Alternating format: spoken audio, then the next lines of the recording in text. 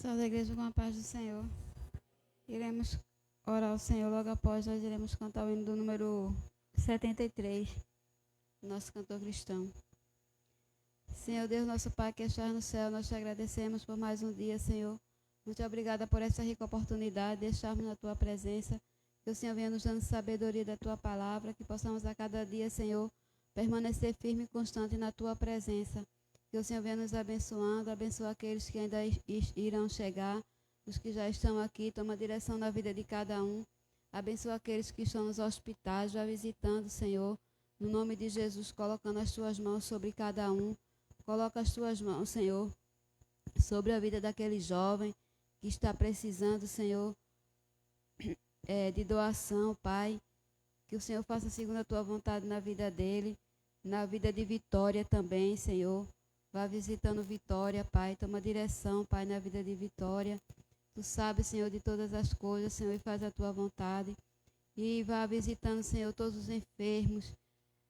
A minha sogra também, Senhor. Toma direção na vida dela, Pai. Faça, Senhor, a Tua vontade na vida dela, Senhor. Repreendendo todas as dores. Ser com a mãe da irmã Beta também, Senhor. Com Dona Nelcina, que o Senhor vai visitando, vá dando saúde, fazendo a Tua vontade. E abençoa, Senhor, toda a Tua igreja, todo o Teu povo. Fica conosco nesta noite. Muito obrigada, Senhor, por tudo. No nome de Jesus nós te agradecemos. Amém.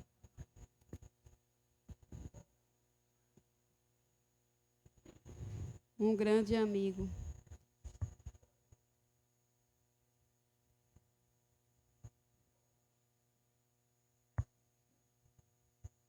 Setenta e três.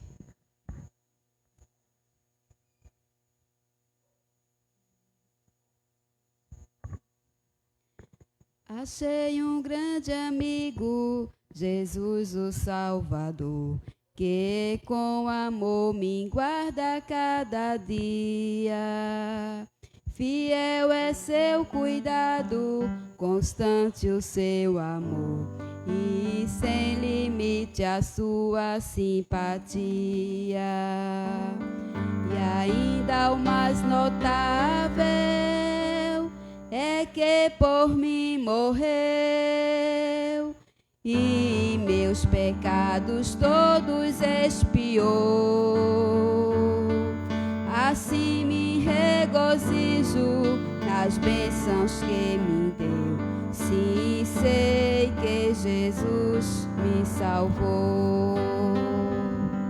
Jesus é meu amigo, meu guia, meu Senhor, meu protetor, sem outro haver igual. Por mim sofreu a morte, por mim um pecador, e agora vivo, guarda-me do mal.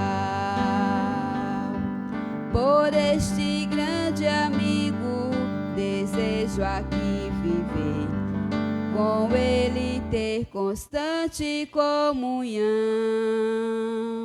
servi-lo fielmente e assim lhe dá prazer, ficando sempre a ele em sujeição.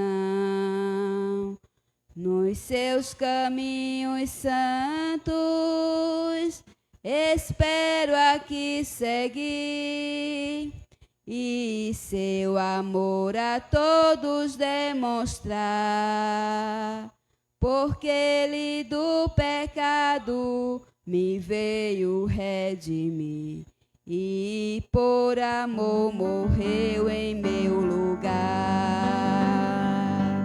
Jesus é meu amigo, meu guia, meu Senhor, meu protetor, sem outro haver igual.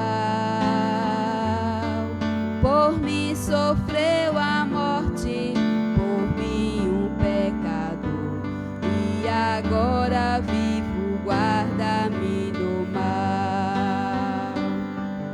A hora vem chegando, a Bíblia nos diz, em que Jesus ao mundo voltará. Oh, que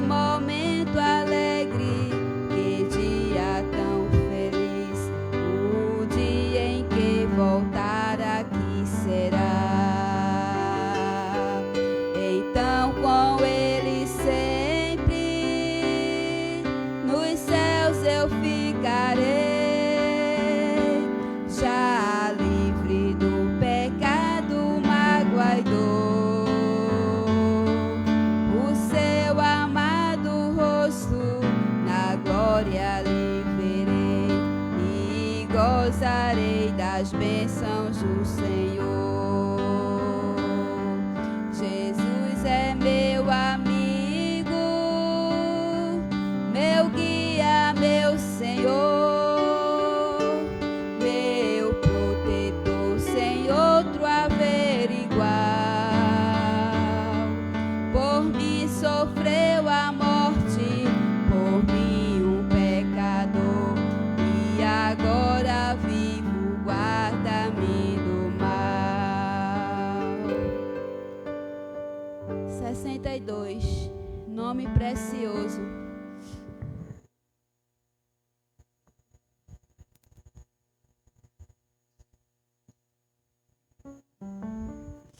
Nome precioso.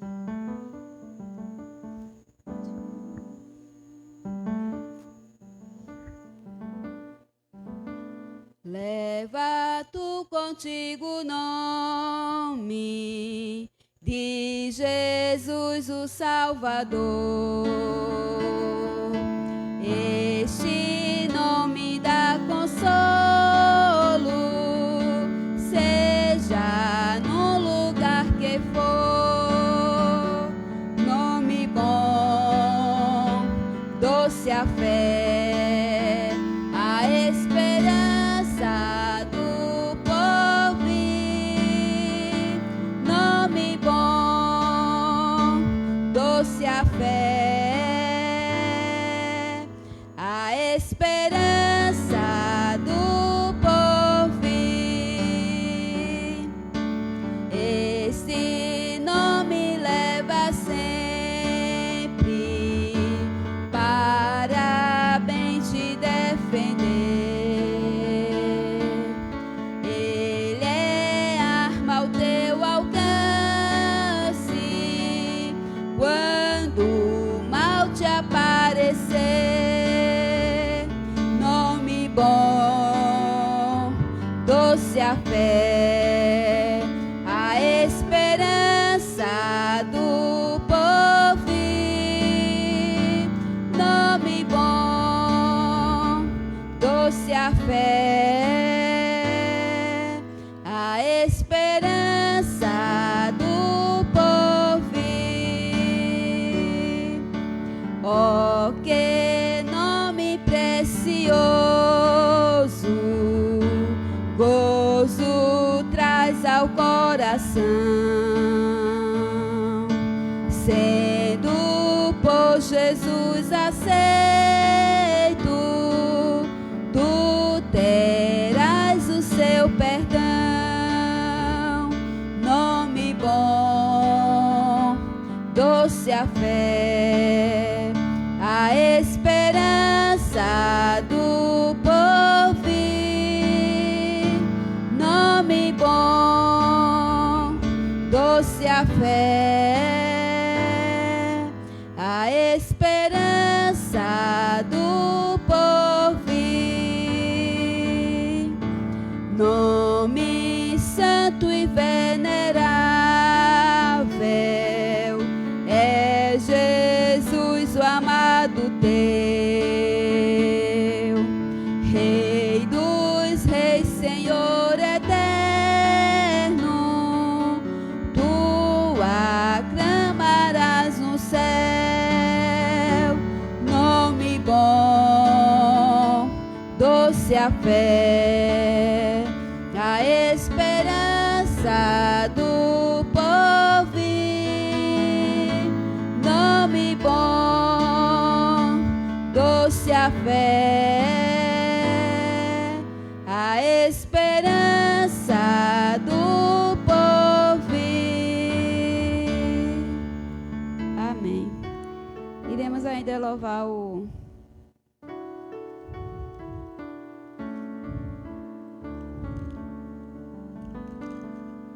190. Não, perdão, deixa eu ver aqui. É 190. Para salvar-te.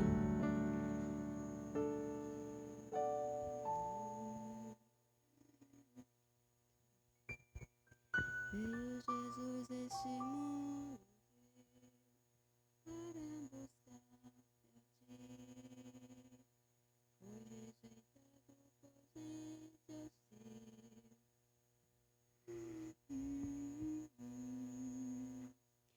Veio Jesus este mundo vil para buscar-te a ti. Foi rejeitado por gente hostil para salvar-te a ti. Glórias ali no céu deixou, ingratidão no mundo achou.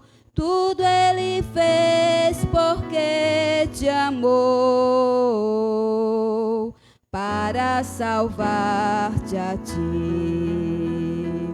Glória, glória, demos ao Salvador. Glória, glória, por seu tão grande amor.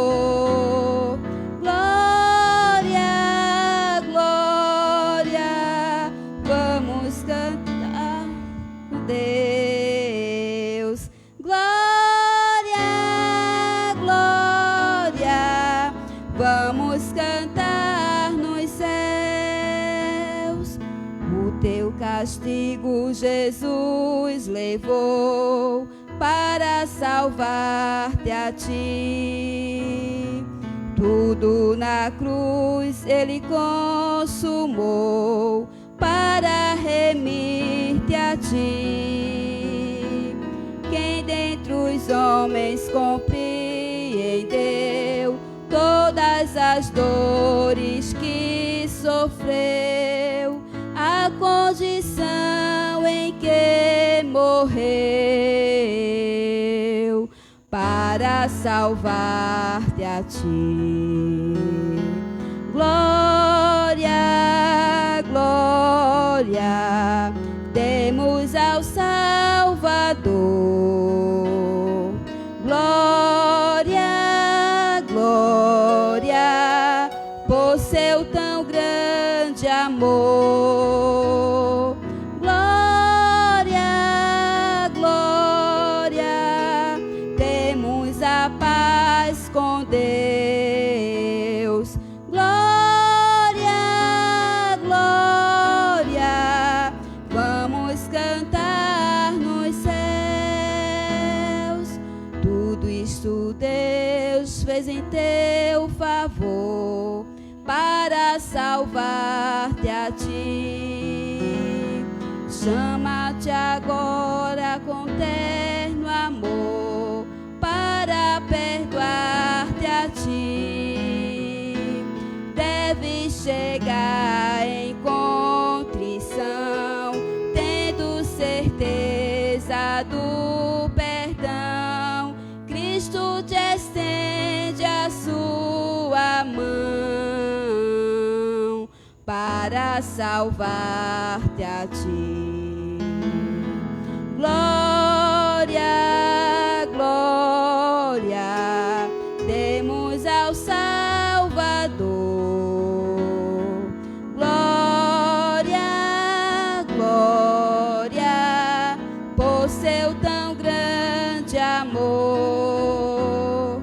Glória, glória, temos a paz com Deus.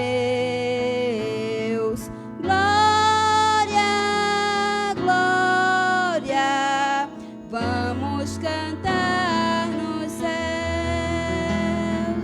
Oh, que alegria, que gozo e paz, ter salvação de Deus, e nova vida que satisfaz a alma que busca os céus, livre das culpas do pecar, longe da dor e do chorar, tendo certeza de gozar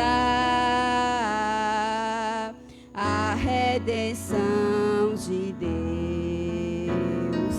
Glória, glória, demos ao Salvador.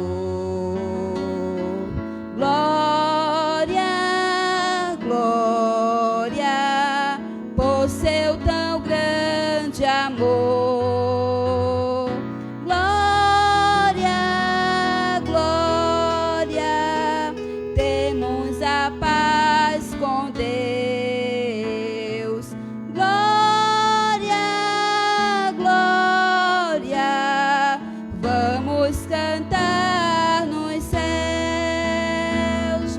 vez.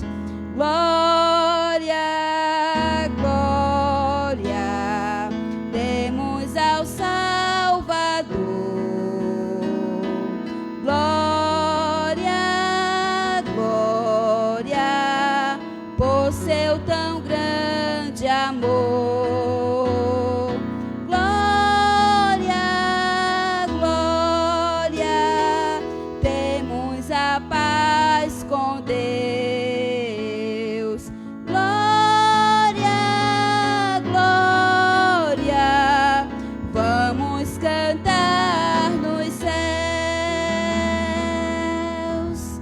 Amém, graças a Deus, né?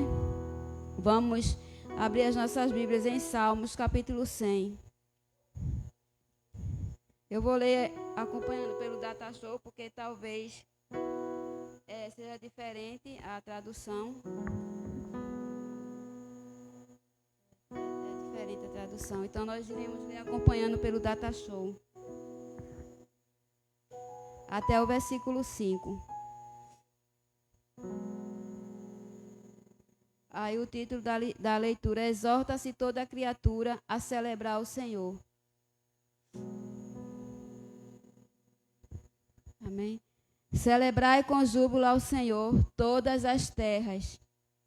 Servi ao Senhor com alegria. Apresentai-vos a Ele, diante dele com cântico. Sabei que o Senhor é Deus. Foi Ele quem nos fez e dele somos. Somos o seu povo e rebanho do seu pastoreio. Entrai por suas portas com ações de graças e nos seus átrios com hinos de louvor. Rendei-lhe graças e bendizei-lhe o nome. Porque o Senhor é bom, a sua misericórdia dura para sempre, e de geração em geração a sua fidelidade. Vamos dizer toda a igreja juntos? Porque o Senhor é bom, a sua misericórdia dura para sempre, e de geração em geração a sua fidelidade. Amém? Que o Senhor Deus, pois, nos abençoe. O pastor vai estar com a dedicação aos dízimos e ofertas, e logo após eu vou cantar um hino para recolher, né, os dízimos e as ofertas. Amém?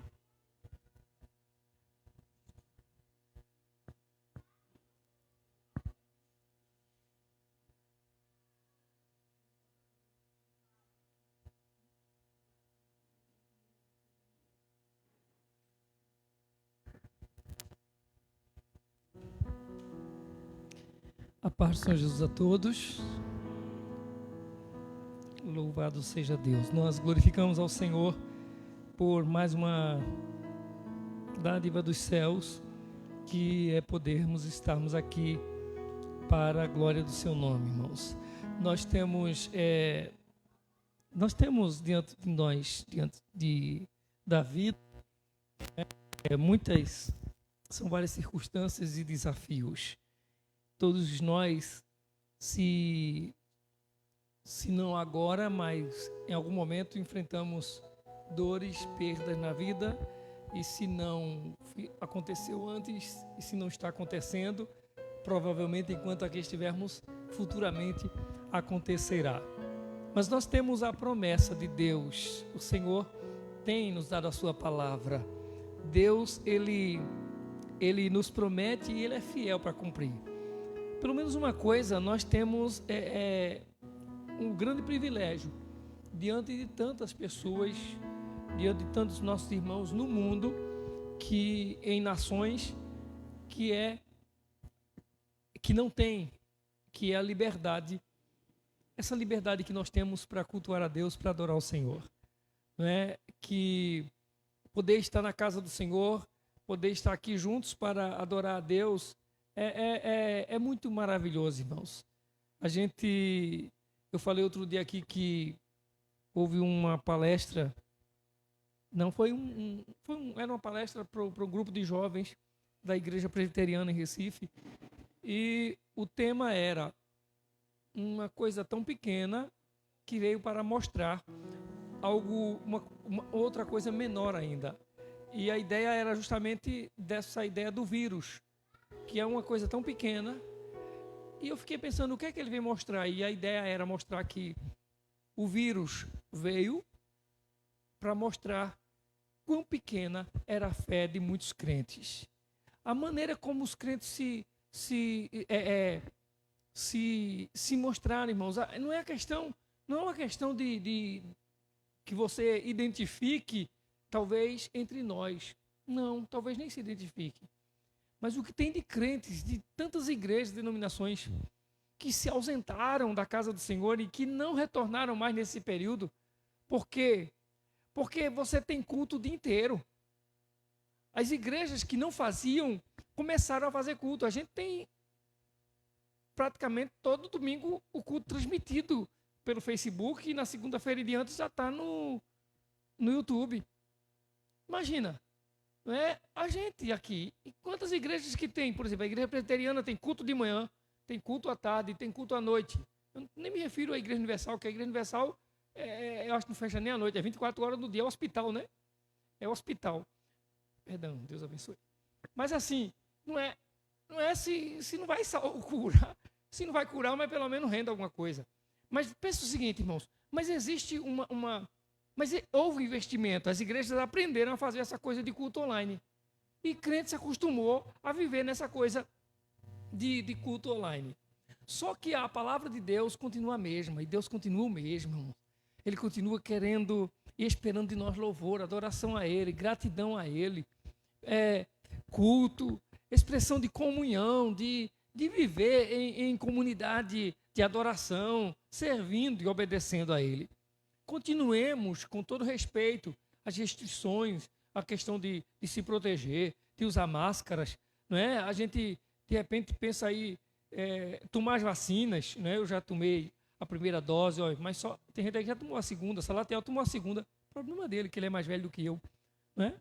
Eu sou mais jovem, só tomei uma dose. Ele já tomou a segunda. Iguinho já tomou a segunda? Vê para aí, Iguinho está acabado, coitado. Já tomou a segunda. Deus abençoe os irmãos que já tomaram a segunda. Mas assim, toma vacina, né? Se cuida.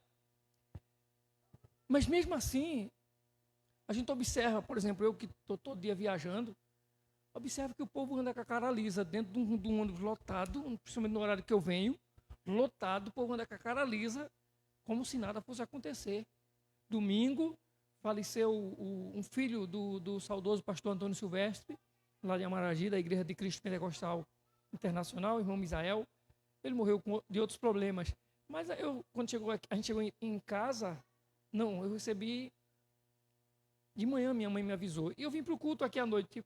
Quando voltei para casa, fiquei sabendo de um senhor, uma pessoa, gente boa mesmo, eu conhecia há muito tempo, trabalhei perto dele, meu pai trabalhou, assim, prestou serviço para ele. E era gente boa, desde criança que eu conhecia. E ele já tinha tomado as 2 doses da vacina, irmão. Gente que aparentemente se cuida. Aí suspeitam e se cuidava, tá entendendo? Se protegia, além de ter tomado as 2 doses da vacina, gente que se protegia, não é gente que vivia aí de qualquer jeito, não. Suspeitam que tem um filho dele que mora em Recife, que sempre vem para casa, e como o filho dele também está doente, esteve doente, e a esposa esteve doente nesse mesmo período, aí acreditam que talvez ele tenha sido contagiado, né, por causa do filho que tenha vindo para casa. Mas o certo é que não há nenhuma segurança. Não há nenhuma segurança. Não é? Quando se conseguiu vacina para isso, já tem uns 5 tipos de vacina, né, por aí. Não é? Cada uma melhor do que a outra. Tem uma que não precisa nem tomar 2 doses, é uma só, né? Mas se você observar, o mesmo vírus já vem com não sei quantas variantes, não é? É uma variante que vem não sei de onde, é uma variante que vem do outro lado. E quem é que traz essa variante? Ninguém foi lá buscar. O primeiro vírus foi um homem que foi não sei para onde, quem vinha da China é quem estava trazendo, quem passou não sei por onde é quem trouxe. E essas variantes estão vindo por onde agora? É o vento que está soprando as variantes por aí, pelo que eu estou vendo. O certo é que o homem não tem controle. Não é? A gente tenta se precaver, a gente tenta seguir os protocolos e se cuidar, porque não há nenhuma segurança. A gente só tem uma palavra correta, uma palavra segura em Deus. Somente em Deus. Mas nos homens não. Porque quem mais se cuida acaba morrendo. Já pensou que coisa? mas devemos nos cuidar. Então, cuide-se, cuide dos seus, da sua família, se proteja, mas não deixe de cultuar a Deus, não deixe de adorar a Deus. Se a gente for observar, eu acredito que para todo mundo que está aqui hoje à noite, para todo mundo que está aqui, eu acho que estar ausente da igreja é uma das piores coisas, a não ser pecado, não é? Mas estar ausente da igreja, sem poder vir à igreja, é uma das piores coisas para o crente. Chegar o dia de domingo e ele não poder estar na igreja, é uma das piores coisas que eu acho que o crente sofre nessa vida. O desejo do crente é estar na casa do Senhor. Eu fico pensando, não tem aquela história de, por exemplo, aquela ideia de que digamos que você trabalhasse e todo feriado, aquela história que a gente tinha no passado, dia santo, todo dia santo ou feriado, você folgasse. Todo domingo você folga, todo feriado você folga. Aí, de repente, você está num feriado trabalhando. Não é uma coisa meio sem jeito, você trabalhar, você é acostumado todo domingo folgar, ou acostumado todo feriado folgar, aí chega aquele feriado, você vai trabalhar. Eu me sinto assim quando eu não venho no domingo, quando eu não posso, pelo menos uma vez que eu não vim para a igreja no domingo. Uma vez quando eu não vim, que eu lembro na minha história de igreja, a não ser essa recente que eu estava meio com sintoma de gripe, eu faltei um domingo atrás, aí há um mês, agora há pouco, né, que eu estava meio uns sintomas lá de gripe, eu fiquei em casa. Mas mesmo antes disso, eu lembro mais jovem na igreja, eu só me lembro, acredito que de uma vez que eu faltei no domingo na igreja. Duas, uma foi no meu casamento, que eu estava na lua de céu com a irmã Bia. Aí na lua de céu, Jesus me perdoou. Mas o outro domingo que eu, na minha juventude, não fui para a igreja, foi como se eu estivesse trabalhando um dia de folga, um dia feriado. Pense numa coisa ruim, numa coisa sem graça. Então, a não ser que a gente esteja em pecado, uma coisa ruim é a gente chegar ao dia do Senhor, o dia de estar na casa do Senhor e não poder estar lá para cultuar a Deus juntamente com todo o povo do Senhor. E graças a Deus que, tirando essa questão de saúde, de problemas que surgem, pode surgir a qualquer momento para qualquer um de nós, como já falamos no princípio, a não ser isso, aqui na nossa, vamos dizer assim, na nossa sociedade, no nosso país, na nossa cultura, na nossa região, nós temos a liberdade de cultuar a Deus todo santo dia e no domingo, com essa liberdade, graças a Deus, né? Alguns aqui chegaram a ver um videozinho pequeno de umas missionárias lá no Afeganistão, uns sacos, viram morrendo, só mulheres, não mostraram nem os missionários, que ali é justamente a ideia deles, eu acho que a intenção deles é mostrar a maldade deles com as mulheres mesmo, as mulheres dentro do saco, no meio da rua, no calçamento assim, no sol, o saco amarrado, elas dentro daquela saco plástico, morrendo, agonizando, sem respirar. Missionárias. Existem muitos lá que estão presos, filhas de missionários, jovenzinhas de 12, 11, 12, 13, 14 anos, sendo abusadas pelos soldados daquela região.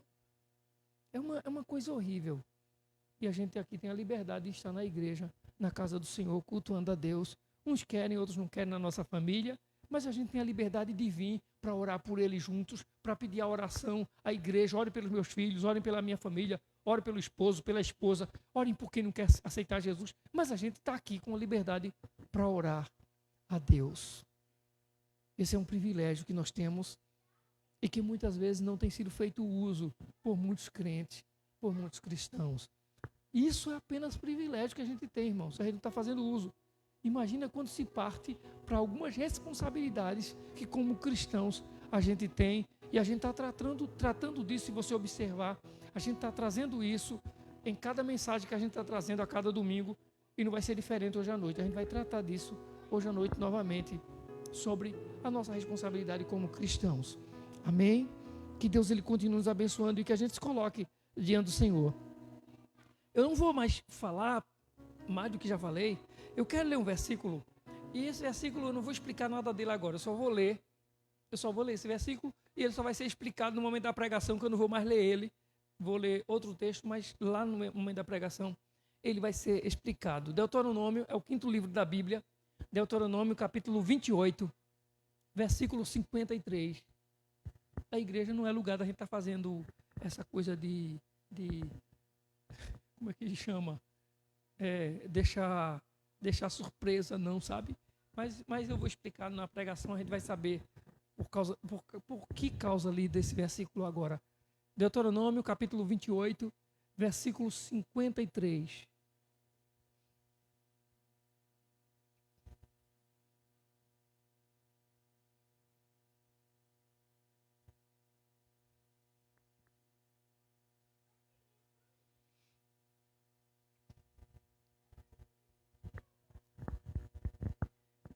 Vê o que diz o versículo. Comerás o fruto do teu ventre, a carne de teus filhos e de tuas filhas, que te der o Senhor teu Deus, na angústia e no aperto com que os teus inimigos te apertarão. Eu vou só repetir. Comerás o fruto do teu ventre, a carne de teus filhos e de tuas filhas, que te der o Senhor teu Deus, na angústia e no aperto com que os teus inimigos te apertarão. Eu disse que eu não vou explicar, só vou dizer, o versículo está dizendo que vai chegar um momento de angústia, e nesse momento de angústia, tu vai comer a carne do teu ventre, a carne dos teus filhos e de tuas filhas, que o Senhor te der, que o teu Deus te deu, a carne do seu filho e sua filha, você vai comer na angústia e no aperto com que os teus inimigos te apertarão. Vamos orar ao Senhor, e após a oração, a nossa irmã Bia vai louvar o Senhor, e nós estaremos colocando diante do altar do Senhor os nossos dízimos e ofertas. Oremos ao Senhor. Amado Deus, bendito é o teu nome, Senhor. Nós te adoramos, ó Deus, por estarmos na tua casa, lugar de adoração, lugar, ó Deus, onde nós nos reunimos para invocarmos o teu nome, para exaltarmos o teu nome, onde dizemos, Senhor, nos reunir para sentir a tua presença. E se de fato, Senhor, todos que disseram e que dizem até hoje, sentir a tua presença quando reunidos em culto, o que tem acontecido para que muitos se ausentem, Senhor? Aqueles que de repente estão conscientes disso, têm a certeza disso, acreditam nessa verdade, conhecem-na de fato, ou talvez até mesmo dizem já ter experimentado. Nós oramos por essas pessoas, para que o Senhor desperte, para que o Senhor as acorde, ó Deus, para que haja um renovo espiritual na sua vida. Essas pessoas tenham fome e sede de Ti. Desejem, Senhor, estar em comunhão com o Teu povo para adorar ao Teu bendito nome. Senhor, nós Te adoramos e Te glorificamos por Tua bendita palavra. Esse versículo que ainda não foi esclarecido, explicado, mas que acabamos de ler, está no rol dos inspirados, dos escritos inspirados da Bíblia. E nós te louvamos por tudo que está escrito na tua palavra, Senhor, que nos serve para consolo, exortação, direção, repreensão, e muitas vezes para abrir as nossas mentes, nosso entendimento para o teu querer, para a tua vontade. Fala conosco, Senhor, mais uma vez nós suplicamos em nome de Jesus. Continua a falar com a tua igreja, recebe o louvor e a adoração do teu povo. Recebe, Senhor, cada atitude de ofertar e dizimar diante do teu altar, ó Deus, com uma atitude de fé e de obediência, de temor ao Senhor. Que ninguém, ó Deus, o faça por barganha e que também não o faça por mesquinhez. Que não faça ninguém, Senhor, a negociar, acreditando que se fizer o Senhor vai dar o dobro e achando que o Senhor terá essa responsabilidade ou essa obrigação conosco. O Senhor já nos fez e nos deu mais do que nós merecíamos. E talvez, Senhor, nós já tenhamos mais do que nós precisamos e não percebamos. Tem muita gente com muito menos que nós temos, Senhor, fazendo muito mais do que nós fazemos. Pedimos em nome de Jesus, dá-nos sabedoria para obedecer e servir a Ti, ó Deus, em nome de Jesus, como verdadeiros cristãos. Muito obrigado, Deus, pela vida de todos que estão aqui nessa noite. Em o nome de Jesus, o amor maior. Amém, meu Deus. Amém.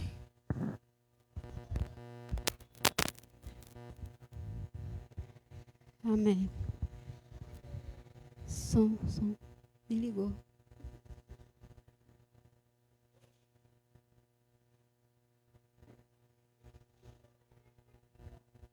Som. Peço que os irmãos me ajudem.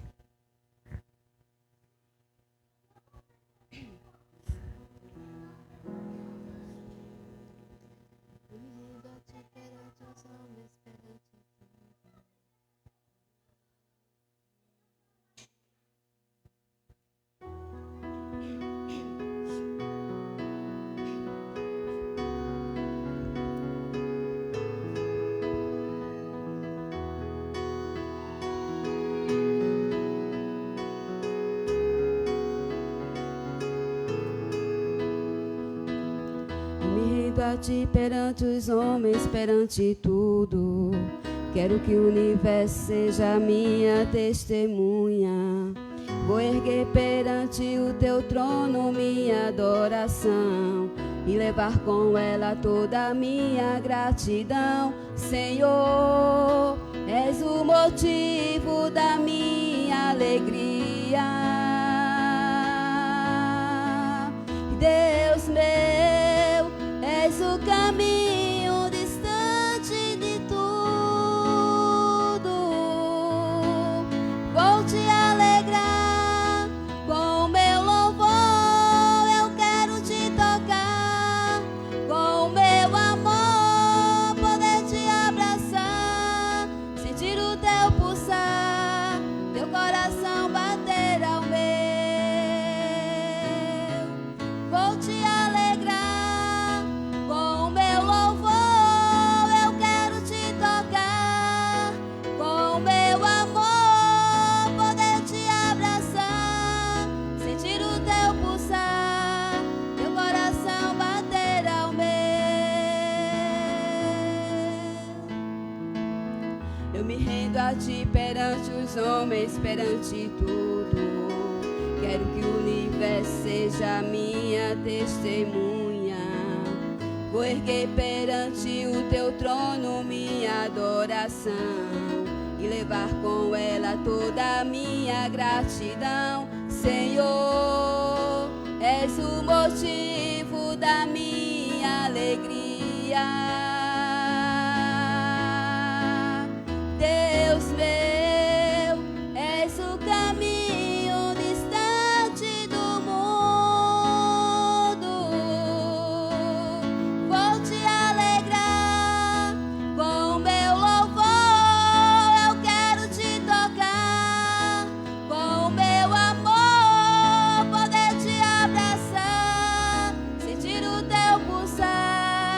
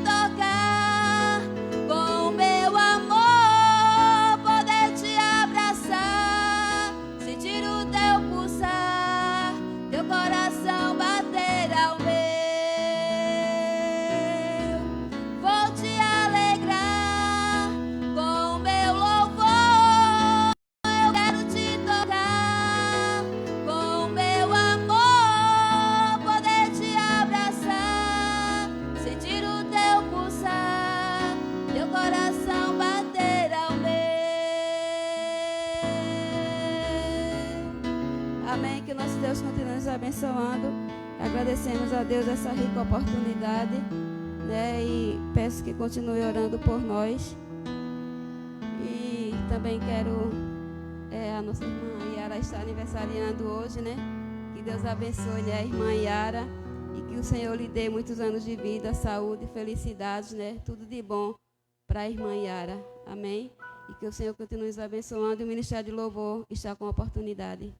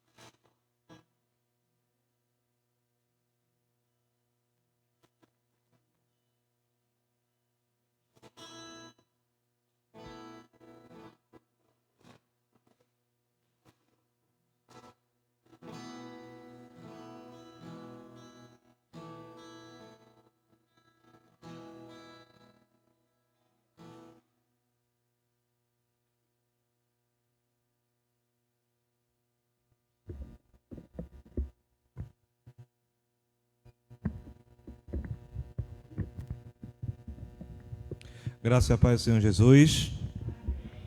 Glória a Deus. Vamos nos colocar de pé. Vamos continuar louvando e engrandecendo o nome do nosso Deus. Oi, som. Oi, som.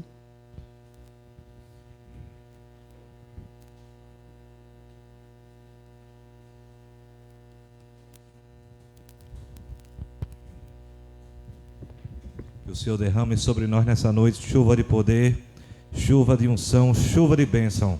Amém?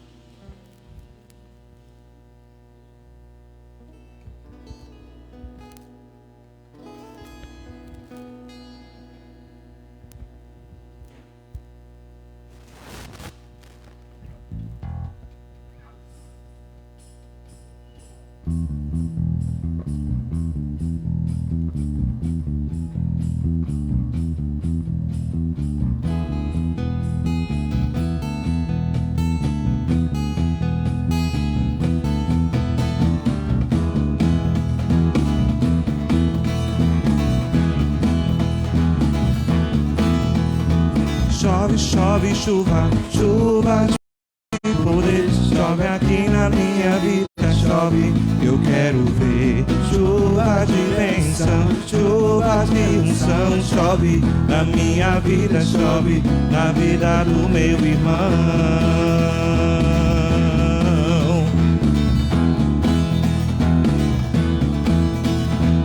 Chove, chove, chuva, chuva de poder. Chove aqui na minha vida, chove, eu quero ver. Chuva de bênção, chuva de unção. Chove na minha vida, chove na vida do meu irmão. Meu Deus, eu quero te dizer muito obrigado por tua chuva que tens derramado, as tuas águas têm me purificado, por tua graça eu sou santificado. Não pare de derramar tua chuva sobre mim, tuas águas enregar minha vida, meu jardim. Chove, chove, chuva, chuva de poder. chove aqui na minha vida, chove, eu quero ver. Chuva de bênção, chuva de unção, chove na minha vida, chove na vida do meu irmão. Aleluia! Meu Deus, eu quero te dizer muito obrigado. Muito obrigado Por tua chuva que tens derramado, as tuas águas têm me purificado. Por tua graça eu sou santificado. Não pare de derramar tuas chuvas sobre mim, com tuas águas vem regar minha vida, meu jardim. Chove, chove, chuva, chuva de poder, chove aqui na minha vida, chove que eu quero ver. Chove, chove, chuva, chuva de poder, chove aqui na minha vida, chove que eu quero ver.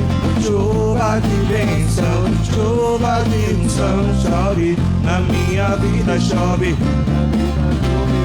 Chove, chove, chuva, chuva de poder, chove aqui na minha vida, chove que eu quero ver.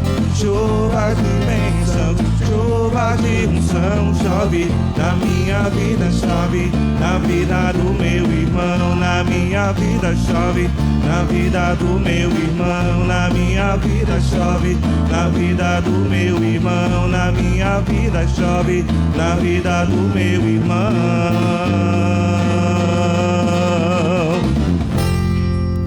Louvado seja o nome do Senhor.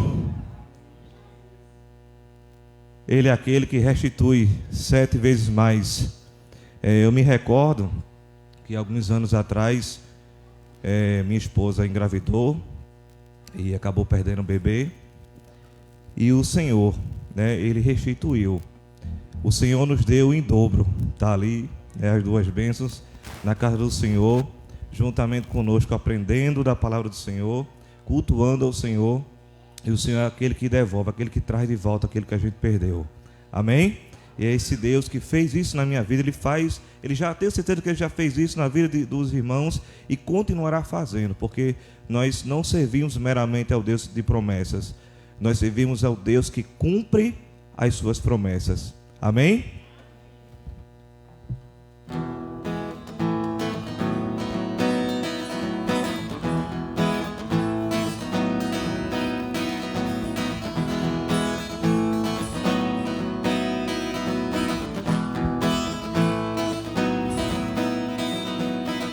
Quando a videira brotar e no campo o trigo crescer, e a fonte das águas correrem os montes, chegou a restituição. Quando a chuva descer e o deserto florescer, e quando se ouvir então a voz dos que cantam, chegou a restituição. Os meus celeiros transbordarão da provisão do Senhor. O gafanhoto não mais consumirá o que o Senhor restituiu. Os céus se abrem, a chuva de Deus chegou, trazendo 7 vezes mais do que o devorador roubou. Os céus se abrem, a chuva de Deus chegou, trazendo 7 vezes mais de restituição.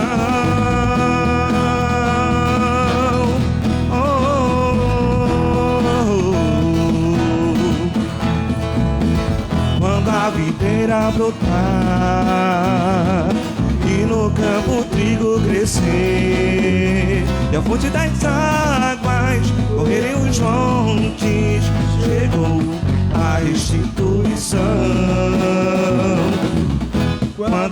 chuva descer e o deserto florescer. E quando se ouvir então a voz dos que cantam, chegou a restituição. Os meus celeiros transbordarão da provisão do Senhor. O gafanhoto não mais consumirá. O que o Senhor te declare, os céus se abrem, a chuva de Deus chegou, trazendo 7 vezes mais do que o devorador. Os céus se abrem, a chuva de Deus chegou, trazendo 7 vezes mais de restituição.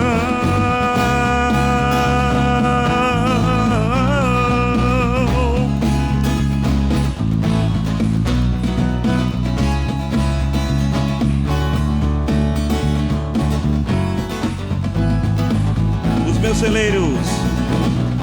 meus celeiros transbordarão da provisão do Senhor.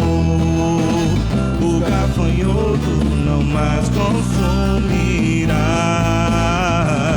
O que o Senhor restituiu, os céus se abrem, a chuva de Deus chegou, trazendo 7 vezes mais do que o devorador.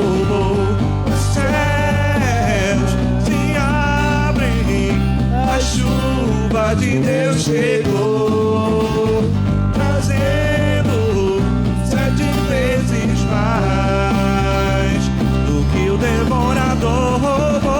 7 vezes mais, 7 vezes mais do que o devorador. 7 vezes mais, 7 vezes mais do que o devorador. 7 vezes mais, 7 vezes mais do que o devorador. 7 vezes mais, 7 vezes mais.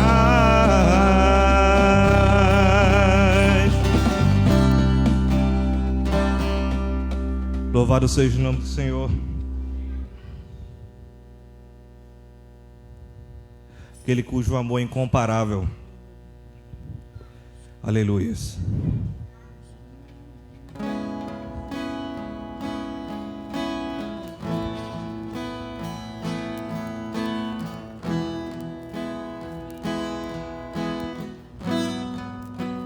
Sangue derramado, graça revelada em Cristo, Filho de Deus. Sou o teu desejo, és o meu amado. Tenho fome e sede de ti, mergulhado em teu doce amor. Sou curado, transformado, atraído pelo teu Espírito. Eu prossigo de glória em glória. Te amo, Deus poderoso,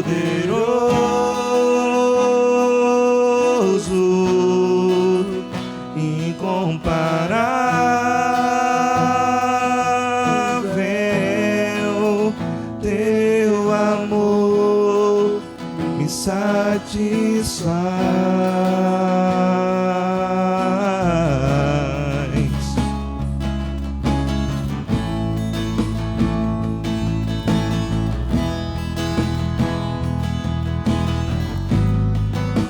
Sangue derramado, amado, graça revelada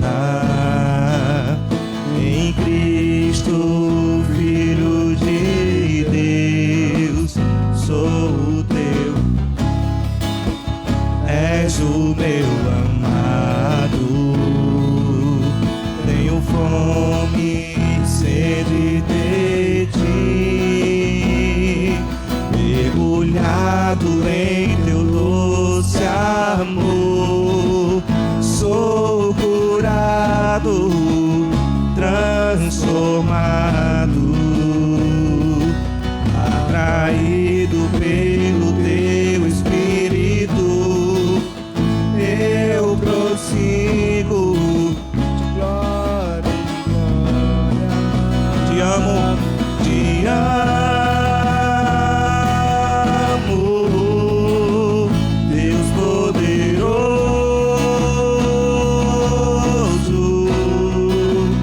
incomparável. Teu amor me satisfaz. Te amo, Deus poderoso,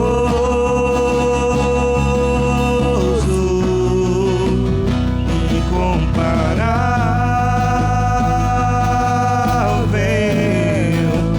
Teu amor me satisfaz.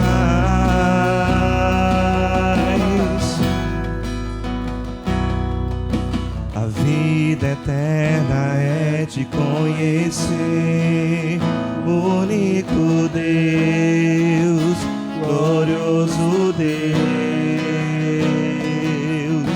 O meu anseio é te conhecer, único Deus, glorioso Deus. A vida eterna é te conhecer, único Deus, glorioso Deus. O meu anseio é te conhecer, único Deus, glorioso Deus. Te amo, Deus poderoso,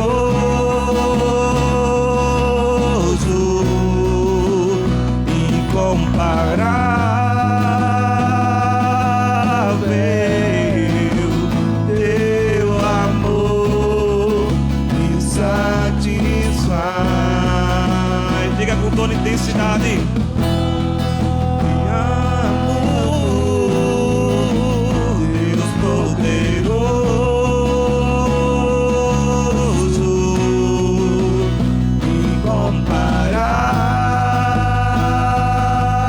incomparável.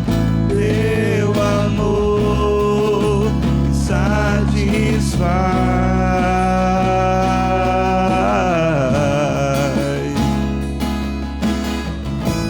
Vamos aplaudir o Senhor. Aleluia. Ele está aqui em nosso meio nessa noite. Louvado seja o seu nome. Aleluia.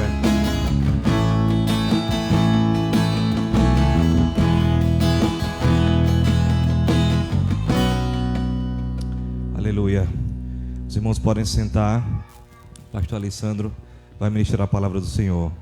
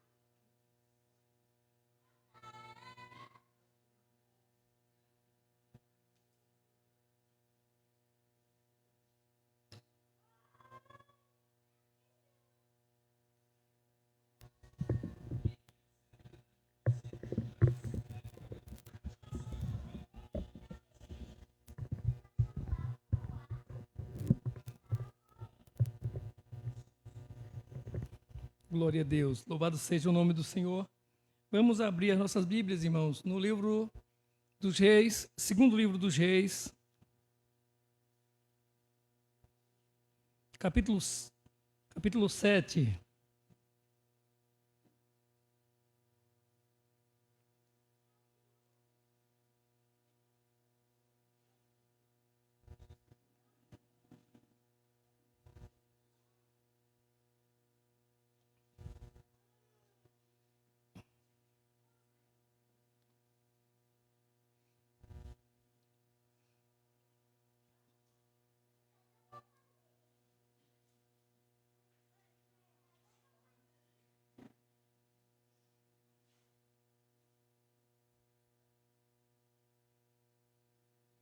Capítulo 7, a partir do versículo 3.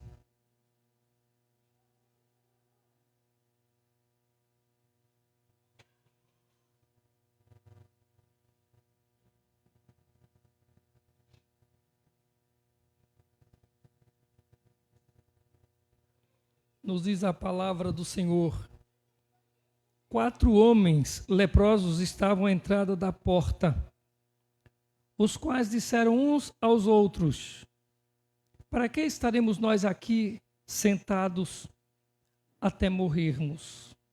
Se dissermos entremos na cidade, há fome na cidade e morreremos lá.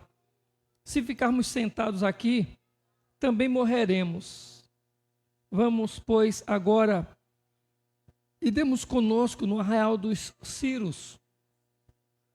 Se nos deixarem viver, viveremos. Se nos matarem, tão somente morreremos. Levantaram-se ao anoitecer para se dirigirem ao arraial dos Círios. E tendo chegado à entrada do arraial, eis que não havia lá ninguém, porque o Senhor fizera ouvir no arraial dos Círios ruído de carros e de cavalos e o ruído de um grande exército, de maneira que disseram uns aos outros: eis que o rei de Israel alugou contra nós os reis dos heteus e os reis dos egípcios para virem contra nós. Pelo que se levantaram e, fugindo ao anoitecer,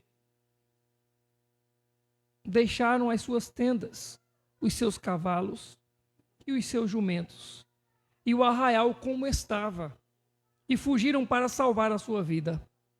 Chegando, pois, aqueles leprosos à entrada do arraial, entraram numa tenda e comeram e beberam, e tomaram dali prata e ouro e vestes, e se foram e os esconderam. Voltaram e entraram em outra tenda, e dali também tomaram alguma coisa e a esconderam. Então disseram uns para os outros: não fazemos bem. Este dia é dia de boas novas, e nós nos calamos. Se esperarmos até a luz da manhã, seremos tidos por culpados. Agora, pois, vamos e anunciemos a casa do rei. Amém? O versículo 9, mais uma vez, ele diz assim: então disseram uns para os outros: não fazemos bem. Este dia é dia de boas novas, e nós nos calamos. Se esperarmos até a luz da manhã, seremos tidos por culpados. Agora, pois, vamos e o anunciemos à casa do rei. Amém? Irmãos, nós vamos meditar um pouco no texto que nós acabamos de ler e nos fatos que aconteceram nesses dias, nesse período. Samaria estava situada no norte de Israel e Samaria era a capital daquela região na época. E entre 800 e 850 a.C., o rei Ben-Hadad, que era o rei da Síria, ele decidiu sitiar Jerusalém, atacar Jerusalém.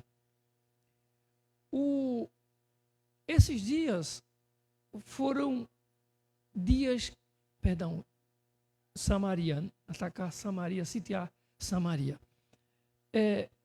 Esses dias foram dias muito difíceis para essa nação, para esse povo. Apesar de Samaria ser uma cidade próspera, mas ela estava vivendo esses dias maus por causa da maldade de um rei que queria dominar o mundo. Ele se uniu com outros reis e enviou pelo menos, conta-se que ele enviou pelo menos 120 mil soldados para cercar Jerusalém. Não se tem ao certo a população que havia em Jerusalém, mas acreditava que tinha pelo menos umas 30 mil pessoas nessa época. Era uma tática de um povo, de um rei inimigo, quando queria atacar uma outra cidade ou dominar aquela cidade, era sitiar, que era cercar a cidade para que aquela cidade, o povo daquela cidade não recebesse nada, nenhum mantimento, nenhum recurso, ninguém entrava e ninguém saía. Acreditam que esse ataque aqui a Samaria durou pelo menos 90 dias, uns 3 meses. Imagine uma cidade onde ninguém pode sair para comprar nada, onde ninguém pode sair. Eu estava até vendo uma pregação de um pastor de uma assembleia, ele fazendo uma ilustração sobre isso. De uma cidade sitiada, ele comparando com a situação de hoje. Ele quer dizer o seguinte: imagina você na sua casa hoje, a padaria não funciona, o supermercado não funciona, o frigorífico não funciona, a feira livre não existe mais, tudo está parado. Mesmo, ainda que você tenha algum dinheiro, você não pode comprar. Você não tem a liberdade, você não tem o direito de comprar. Era uma ilustração que ele estava fazendo. Só que realmente Samaria estava vivendo dias difíceis, cercada, ninguém podia sair da cidade, ninguém podia ir para lugar nenhum e também ninguém entrava naquela cidade. Então a comida ia se acabando e eles não tinham como sair, eles não tinham como trazer mais recursos para a cidade. A fome foi tão grande em Samaria, se você voltar, por exemplo, a gente voltar para o capítulo 6, a gente vai ver, por exemplo, que aquele trecho que fala aquele acontecimento, o fato que diz que compravam uma cabeça do jumento por não sei quantos ciclos de prata e compravam esterco de pombos. E durante muito tempo eu queria saber se o caba comia esterco de pombo. Para que era o esterco de pombo? Se era para comer? Digamos, o valor que se pagava por uma cabeça de jumento equivalia a pelo menos era 1 quilo de prata. Ou seja, e 1 quilo de prata era muito valor na época. E isso para quem tinha alguma coisa para comprar. Então a escassez estava tão grande, a fome era tão grande, que quem podia comprar, comprava uma cabeça de jumento por quase 1 quilo de prata. Comprava lá esterco de pombo, 1 quilo, digamos assim, de esterco de pombo, por 100 gramas de prata.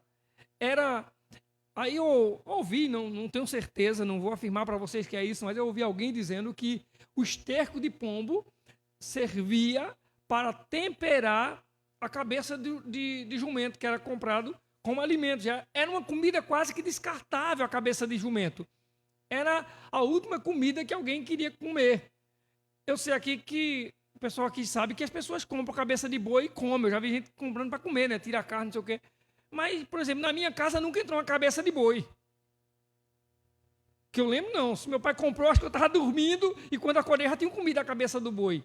Assim, mas é uma coisa que eu não estou dizendo que é muito ruim, não. Não sei se tirou a carne para comer, a carne temperou, depois que tempera, né? Tanto vai comer a carne das costas da pá, como comer a orelha do boi. Temperadozinho, depois cortar pequenininho, até eu como. Mas assim, olhando, eu passava lá, digamos, você passa num açougue, tá a cabeça de boi lá pendurada. penso numa coisa desagradável quando eu vejo aquele boi com aquele zoião desse tamanho. Eu queria comprar uma cabeça de boi para quê? Mas vamos pensar que era alimento. E seria o último alimento a ser comprado, seria uma cabeça de jumento. Mas o valor estava muito caro para quem conseguia comprar. Então, a crise era muito grande nessa época. Chegou, é claro que tinha profeta de Deus, tinha um profeta. O profeta Eliseu, por exemplo, profetizou e disse assim, amanhã vai ter comida aqui, e ele disse, vai ser comida barata. Mas tinha um capitão lá que disse assim, o capitão disse, ainda que Deus abra o céu assim, abra o céu. Ainda que Deus abra o céu, ainda não vai ter comida aqui, ainda não vai ter. Ele duvidou e o profeta disse assim, vai ter sim. Agora se prepare, que vai ter, mas você não vai comer. E realmente ele não comeu. Ele foi atropelado no dia que teve comida suficiente, ele entrou na cidade, foi atropelado pelo povo e morreu, esse capitão. Mas deixa eu falar uma outra coisa. Era muita crise, irmãos, era muita fome. Era muita fome. Um dia o rei da cidade saiu perto do muro da cidade e ele escutou um grito de uma mulher pedindo socorro, pedindo ajuda. Me ajude, me socorra, pelo amor de Deus. Aí chamou o rei, viu o rei passando, chamou ele. Majestade, senhor rei, me ajude. Sabe o que ele disse para ela? Ele disse, eu vou te ajudar como? Se Deus não te ajudar, eu é que não consigo, eu não vou poder te ajudar. Mas assim mesmo, Helena perguntou, qual o seu problema? Ela disse, é que com essa fome toda que a gente está passando, essa miséria que a gente está vivendo, a fome chegou na casa da gente. A gente não tem condições de viver, imagina as crianças novinhas. E eu combinei com aquela mulher ali, a minha vizinha, para a gente comer o meu menino. A gente comeu o menino da gente. Estão lembrados da leitura que eu fiz? Deuteronômio capítulo 28, versículo 53. A gente come a gente come o teu menino. Aí eu aceitei a proposta dela. E no outro dia, depois que a carne do menino acabar, a gente come a carne do meu. Tá certo? Tá certo. Eu concordei com ela, rei. A gente comeu a carne do meu menino, acabou a carne. Agora eu fui procurar ela para comer a carne do menino, para ela matar o menino dela para a gente comer. O menino dela, ela escondeu. Agora imagine, irmãos, que fome, que miséria. Mas assim a pessoa diz assim, mas peraí, me disse, não é fome não. Isso é ruindade. É a mãe comendo o próprio filho. Que mãe quer comer a carne do próprio filho? Aí tem um outro argumento. Acreditam que eram... Vejam, eu já estou dizendo, são argumentos que surgem. Eu não estou dizendo que seja isso. Diz que eram o argumento é que acreditam que eram duas prostitutas.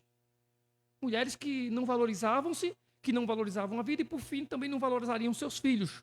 Por isso que concordaram. A fome está demais, vão morrer mesmo. Elas não prezavam pelos filhos, então decidiram. A gente come o teu, mas quando foi no dia, a outra se negou de comer o filho também. Comeu da outra, mas o dela ela não quis comer. Mas vamos para esquecer que elas eram prostitutas. Eu acredito que a fome era demais. E se já que alguém vai morrer e está quentinho, come a carne de quem acabou de morrer. É a única forma de manter vivo aqueles que ainda estão comendo a carne de quem morreu. Era a luta pela sobrevivência, vamos assim dizer. Por mais horrível que seja, mas era a situação que estava Samaria, que estava aquele lugar. Era essa situação. Esse texto que a gente acabou de ler se dá numa situação como essa. Então, a situação era essa mesmo. Por quê? Porque o reino inimigo que cercava a cidade queria deixar a cidade em pânico, em desespero, ao ponto do povo não aguentar mais e se render. Porque tinha duas coisas a acontecer.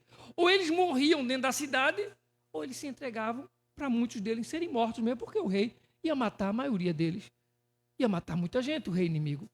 Então, a ideia era que o povo ficasse sob aquela pressão, a fome dentro, a doença dominando. Não é? O problema é muito sério. Por exemplo, para você ter uma ideia, agora mesmo, essa questão do Talibã lá, não é? A questão não é nem somente a violência dele, quanta gente ele matou, se ele está perseguindo. O problema é um problema de ordem de saúde também agora, não é? Por quê? Porque não entra recursos para os hospitais. Eles não vão deixar. É uma situação séria. Já faltou medicamento em muitos hospitais. Eu não lembro de quantos hospitais que falou. E eu acredito que 90% dos hospitais já não tem mais o útil. O povo que precisar de medicamento morre. Imagina a situação que está lá. Então, Samaria ficou assim, irmãos. Não tinha comida, a saúde indo embora. E outra coisa. Quando o rei Ben-Hadad mandou os homens para lá, ele mandou os homens com cargas, jumentos. Eles iam montados. Eles iam carregando cargas de comida, de água, bebida. Eles levavam roupas, eles levavam ouro e prata. Eles iam para passar meses tomando conta da cidade, ou seja, oprimindo, cercando a cidade para ninguém sair. Era digamos assim, era uma opressão e por muito tempo, a longo prazo, eles não sabiam quando aquilo ia terminar.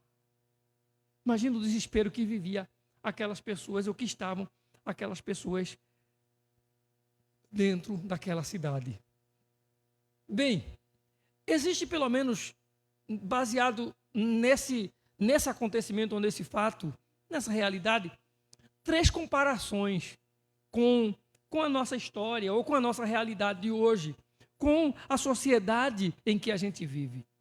Pelo menos 3 verdades que dá para a gente comparar daquele período com o nosso período.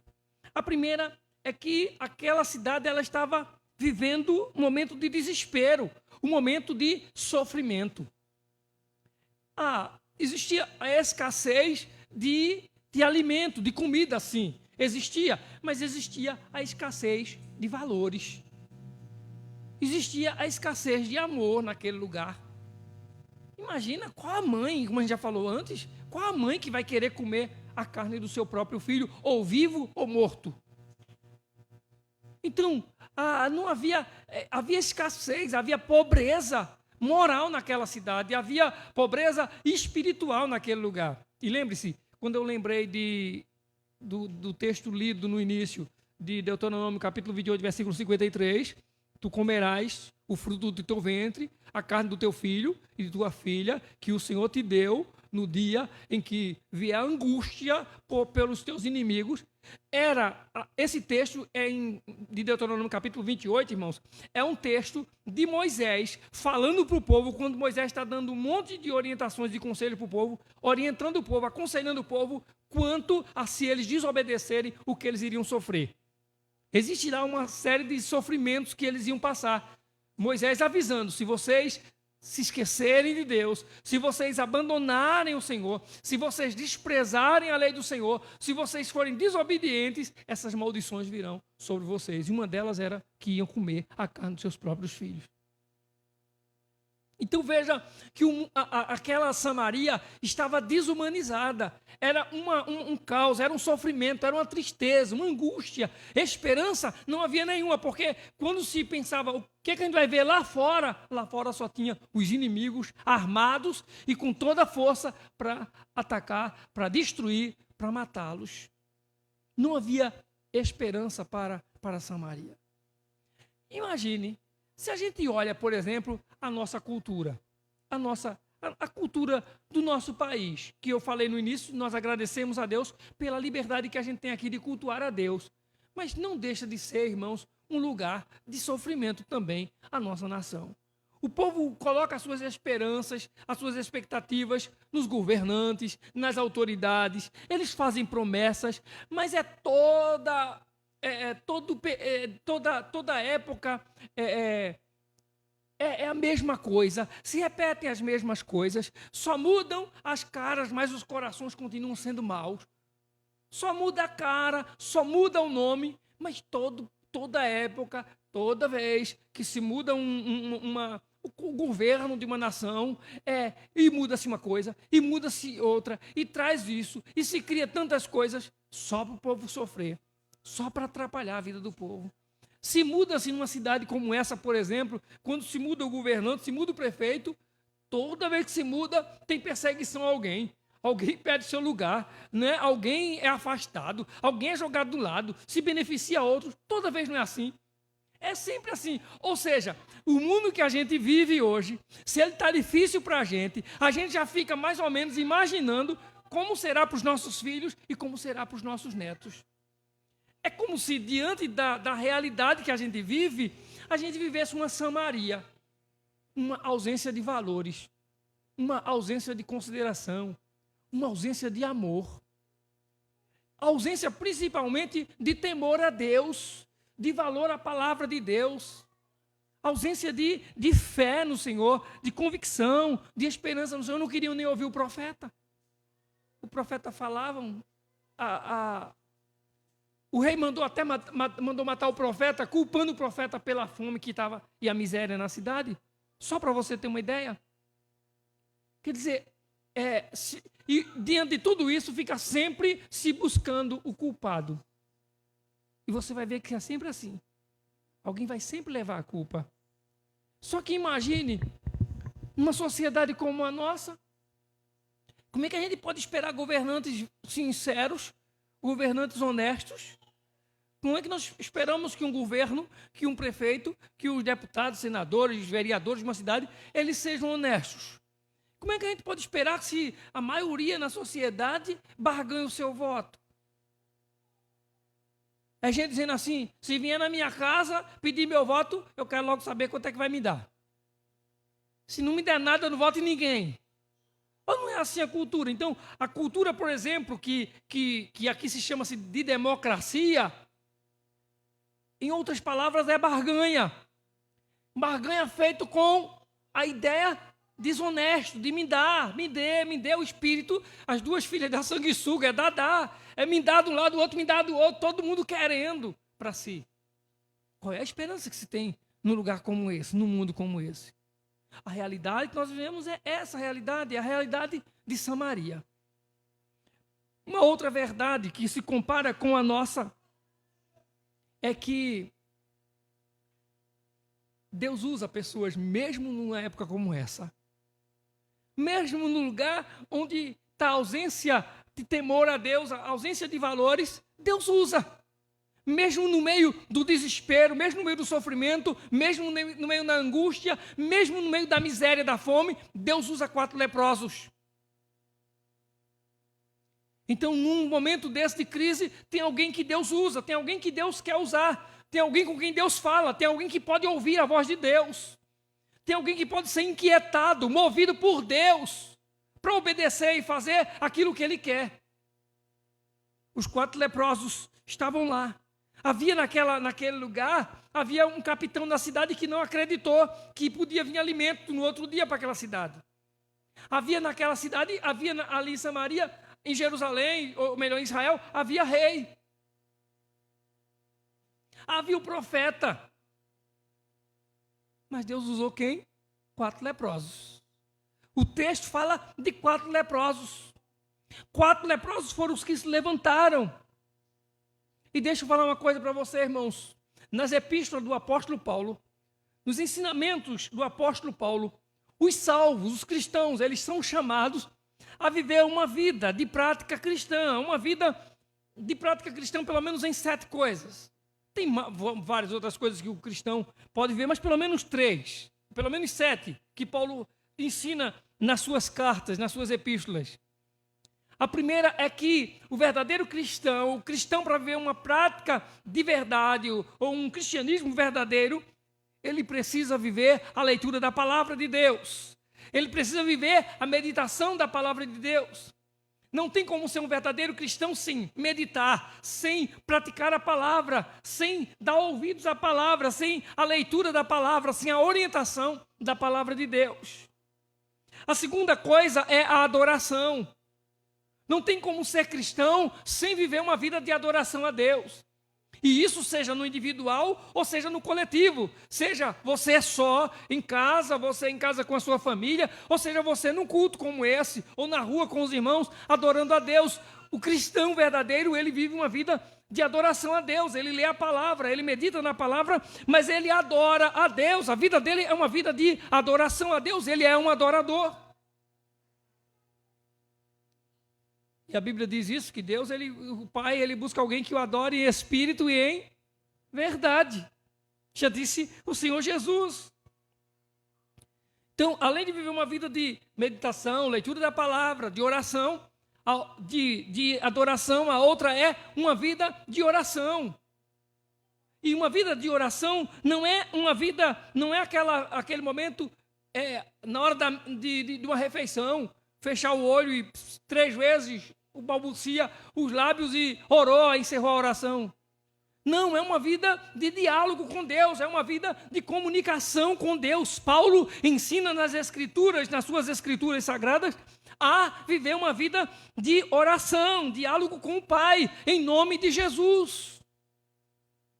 E uma quarta coisa que Paulo ensina nas suas cartas é viver uma vida de comunhão. Acredito que nós falamos aqui domingo passado, que Paulo falava justamente disso. A ideia de Paulo, por exemplo, aos Romanos a igreja de Roma era criar uma comunhão, um elo de comunhão entre os judeus e os gentios que se convertiam a Cristo.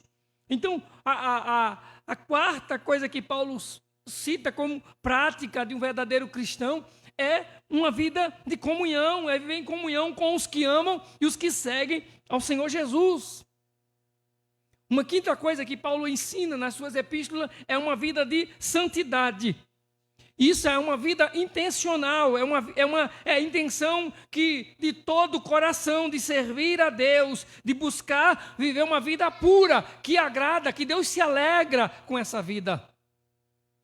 Não tem como ser cristão sem querer viver uma vida de santificação. Não tem como ser cristão sem buscar viver uma vida de santidade. Que Deus se alegre ao ver a vida desse cristão.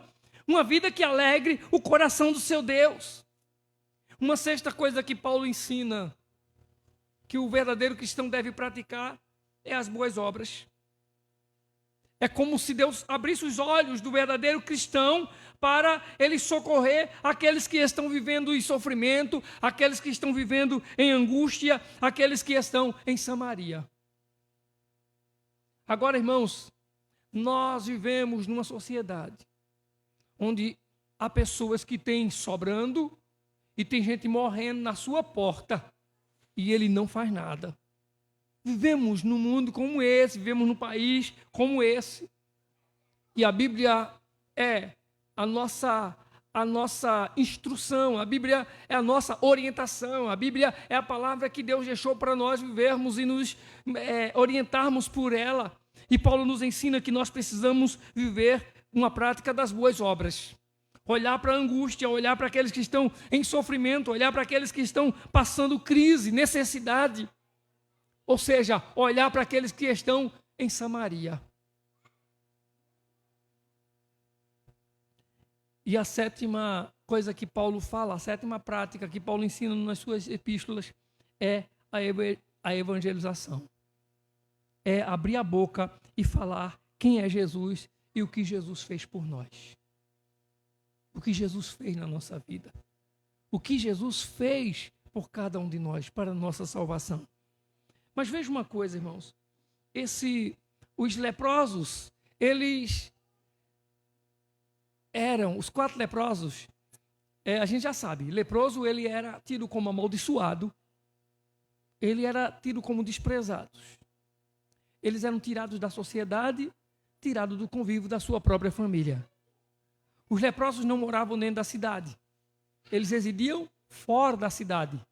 Os leprosos estavam fora dos muros de Jerusalém, dos muros de Samaria.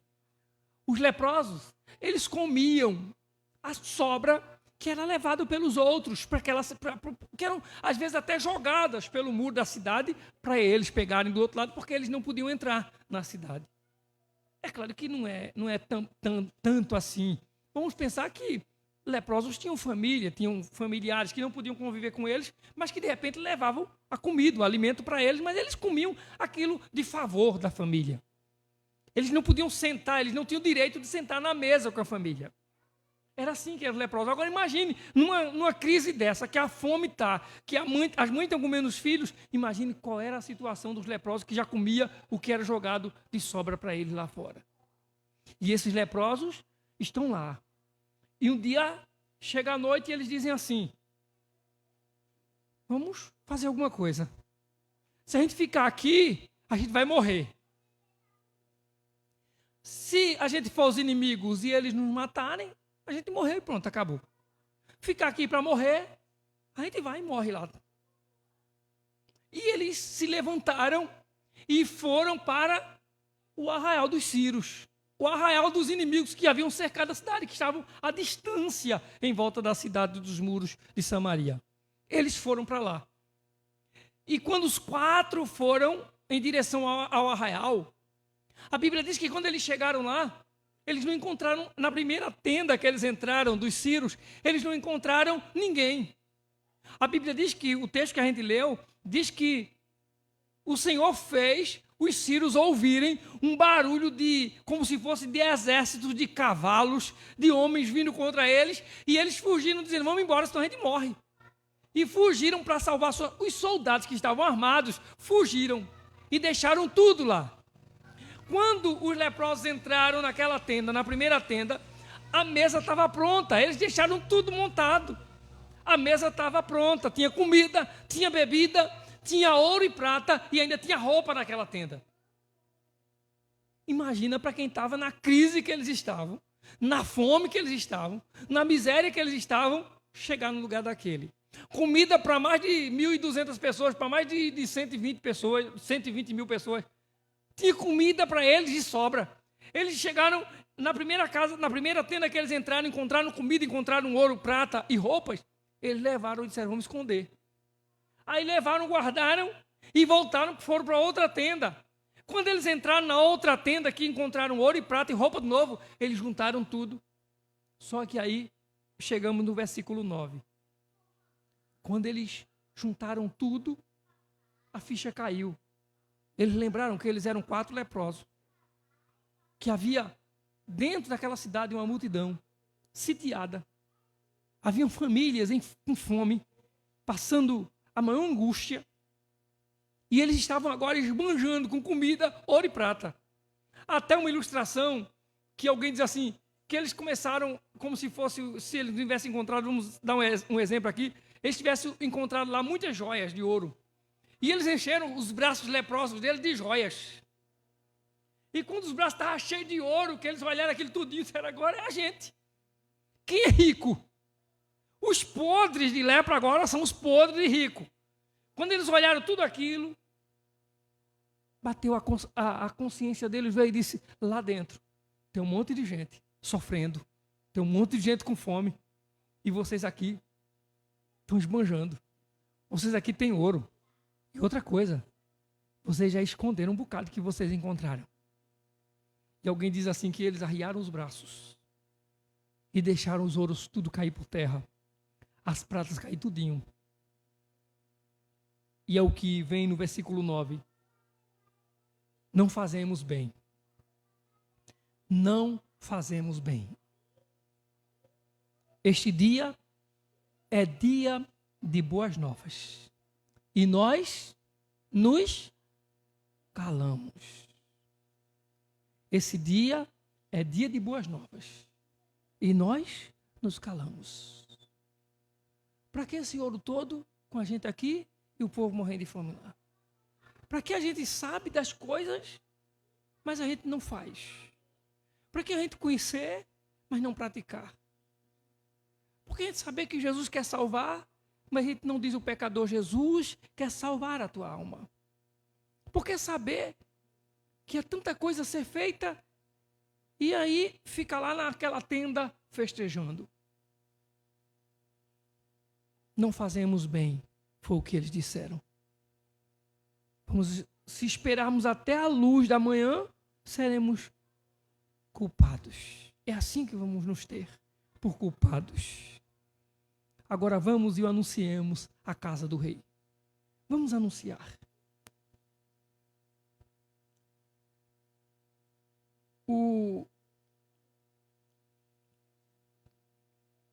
Tem um pastor que trabalha com missões e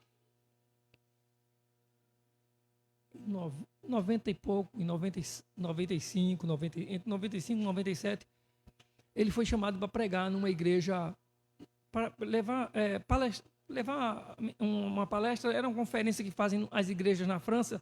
Algumas igrejas se reúnem e chamaram ele para ir pregar. E ele foi para lá para pregar sexta, sábado e domingo. Só que quando chegou lá, ele não falava francês, mas providenciaram o intérprete, o tradutor. E quando apresentaram a ele o tradutor, ele disse que foi a melhor coisa. Ele disse que pensa numa coisa que deu certo.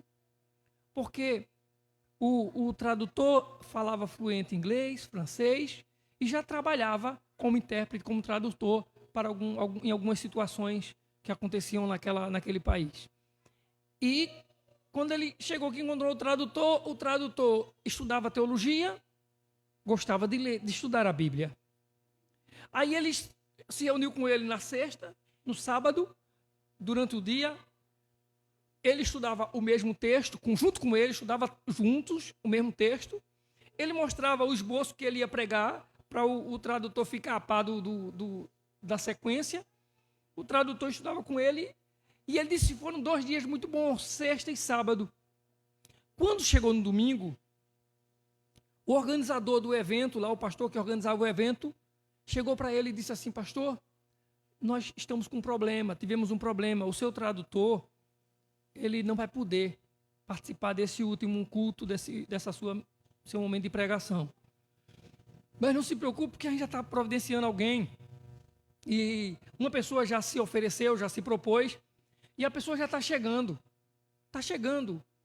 Ele disse, então tá bom, está resolvido. Ele disse, mas era tão bom aquele rapaz, 2 dias foi tudo bem organizadozinho, tudo bem estratégico. O rapaz era afeiçoado à Bíblia, gostava de traduzir, gostava de pregar e gostava de estudar. Aí ele disse, quando foi chegando perto do momento do evento, ele disse que veio uma senhora se aproximando, e o pastor, organizador do evento, disse, olha pastor, o seu intérprete chegou. E ele disse que aquela senhora idosa veio com a bengala, se escorando. Aí quando chegou perto dele, ele ficou meio desconfiado.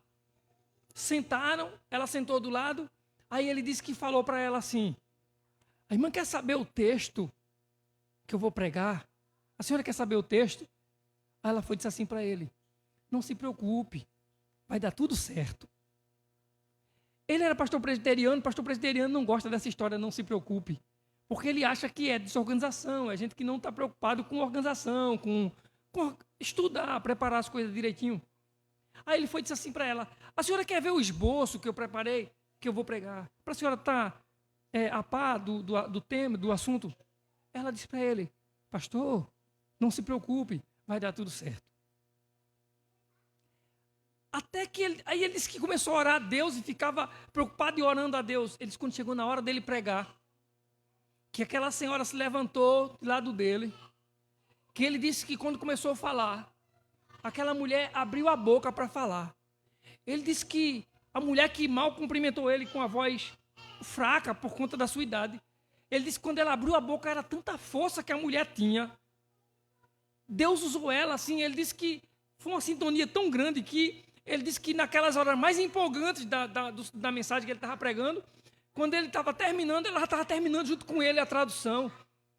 E ele ficou assim, admirado com aquela coisa toda, como aquilo tudo aconteceu. Até que terminou, quando tinha terminado, ela sentou-se com ele, ele sentou-se, aí ele foi agradecer a ela. Aí ele disse assim para ela, muito obrigado, eu quero lhe agradecer por sua contribuição, eu quero lhe agradecer pelo seu esforço, por ter aceitado vir traduzir, vir interpretar. Aí ela foi e disse assim para ele, ouça pastor, Deus sempre dá forças para aquele que quer obedecer a Ele. Deus sempre dará forças para aquele que quer obedecer a Ele. Aquele que obedece a Deus, Deus sempre dá forças. Aí olhou para ele assim e disse, pastor, eu tenho que ir embora porque já passou muito da minha hora de dormir. Aí foi embora. Ele ficou lá, aí chegou o organizador, o pastor que organizou o evento, aí perguntou a ele, e aí, você conheceu a irmã? Perguntou quem era ela, sabe quem ela é? Ele disse, não. Ela agradecia, ela disse que estava com sono, que tinha que ir embora dormir.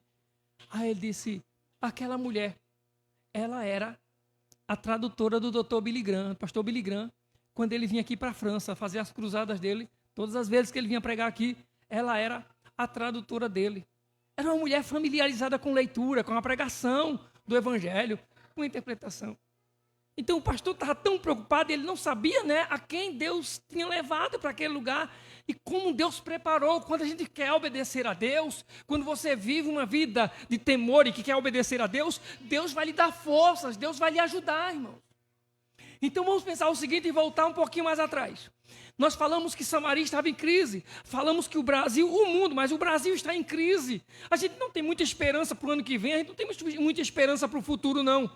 Mas uma coisa é certa, se o seu coração é um coração inclinado a obedecer a Deus, Deus vai abençoar você, Deus vai lhe dar forças, Deus vai abençoar a sua família, Deus vai abençoar a sua casa, Deus vai abençoar os seus filhos. Se você quer inclinar o seu coração a obedecer a Deus, Deus vai abençoar a sua vida. Deus, ele vai usar você. Agora, Deus usou 4 leprosos, imagina. Aí os leprosos pensaram, não dá para a gente ficar calado. Isso que a gente está fazendo não está certo, não. Vamos até lá, vamos lá na cidade. E eu quero ir para a terceira coisa, porque eu falei que havia 3 coisas, 3 verdades comparadas com a situação de hoje. A primeira é que Samaria estava em crise e angústia. Nós vivemos um período de crise, vivemos também um mundo de sofrimento. A segunda verdade foi que Deus usa pessoas fracas. Deus usou 4 leprosos. Deus usa a mim, Deus usa você. Deus usa as nossas fraquezas.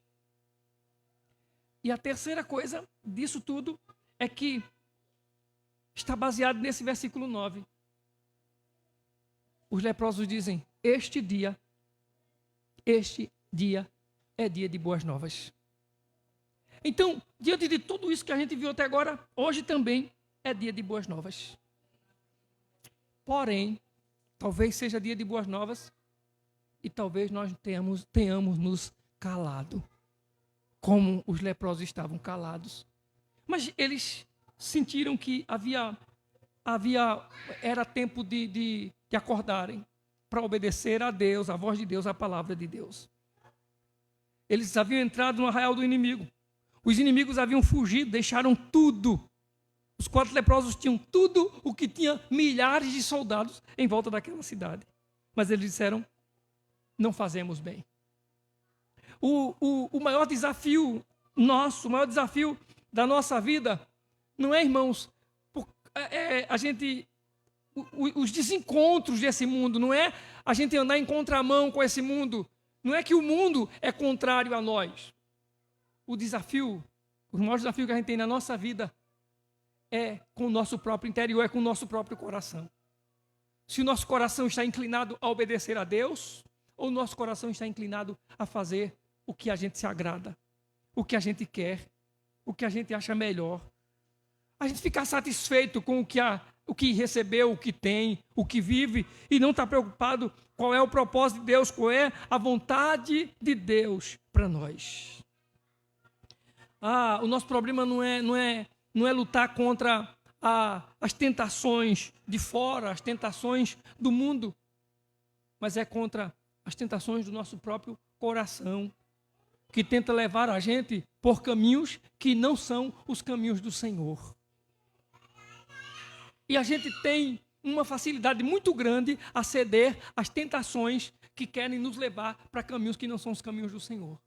Porque geralmente essas tentações nos levam por um caminho coerente com a nossa necessidade, coerente com aquilo que a gente está carente, com aquilo que a gente está precisando, e às vezes até pecamos contra Deus para agradar a nós mesmos, para fazer a nossa própria vontade.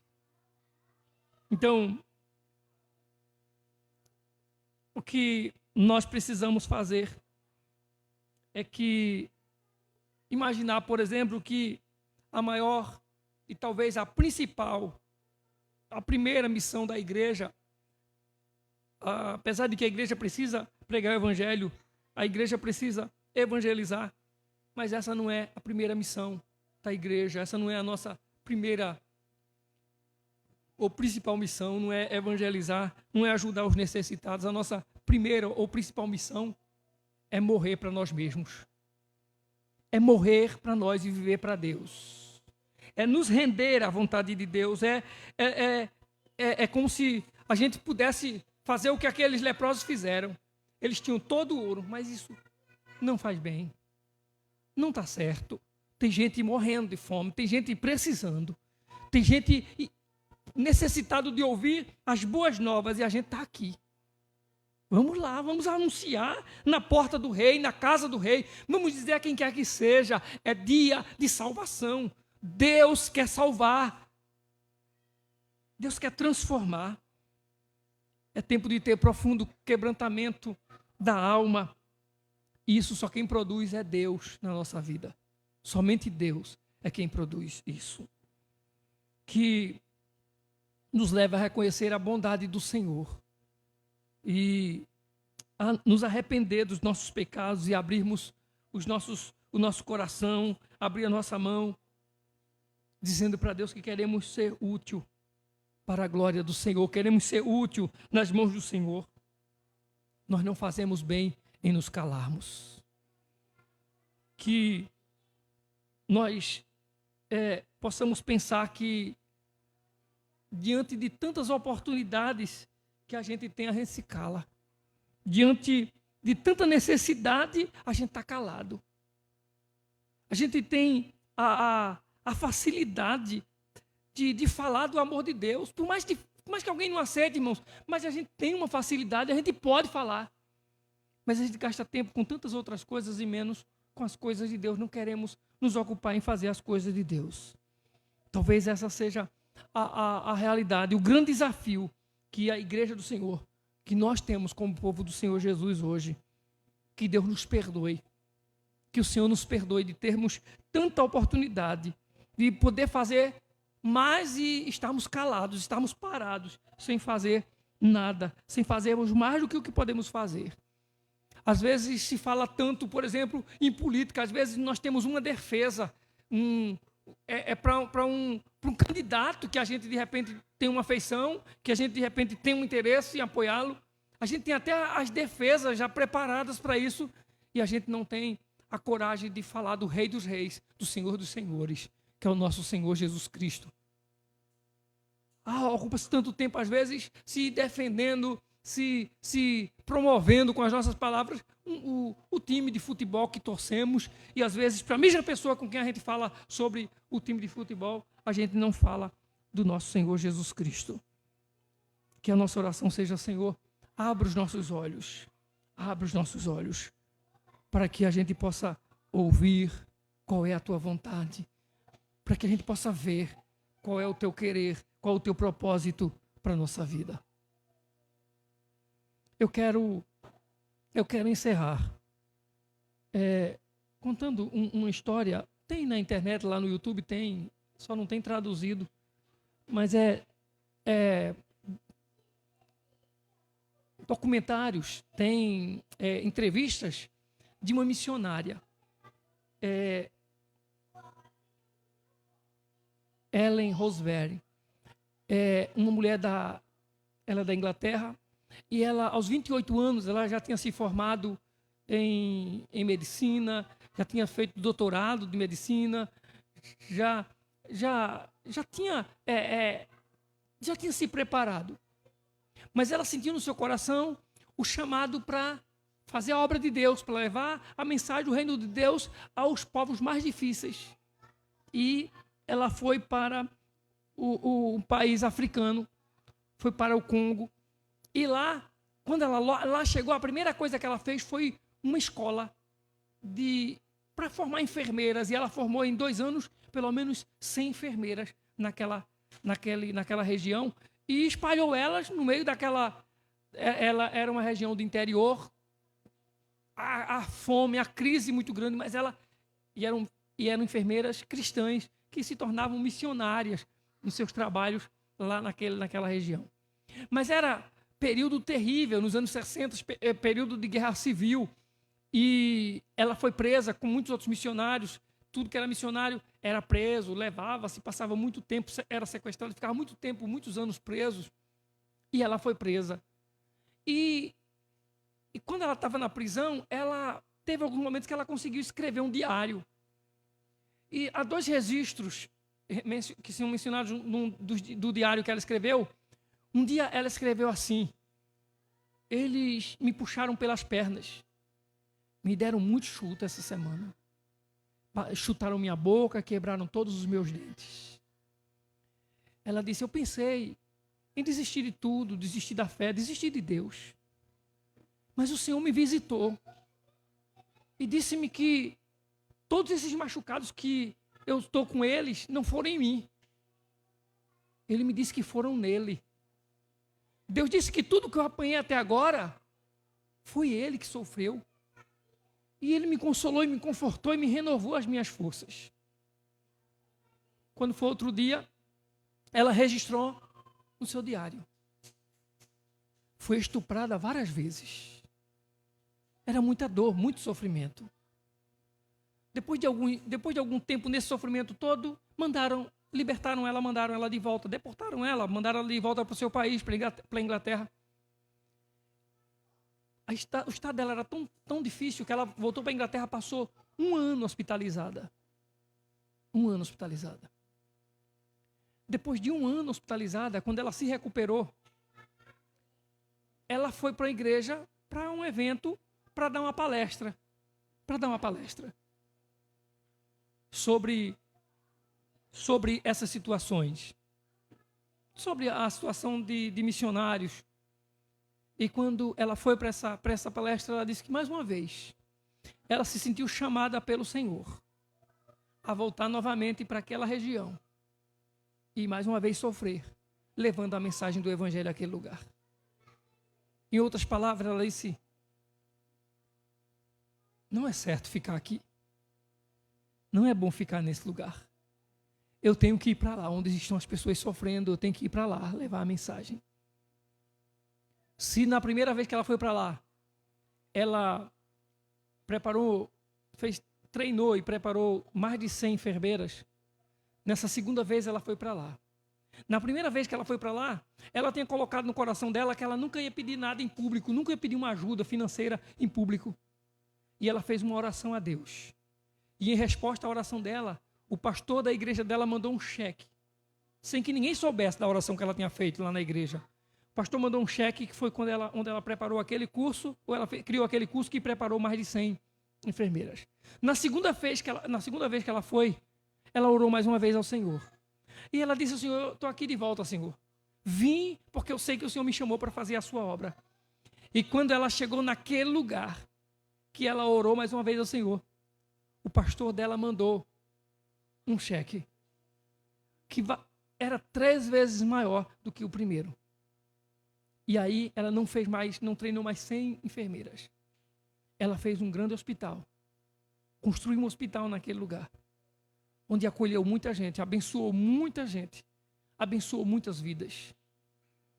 Tem gente que quase morre, mas abriu seu coração para obedecer a Deus, mesmo vendo lá na frente a possibilidade de ser quase morto novamente.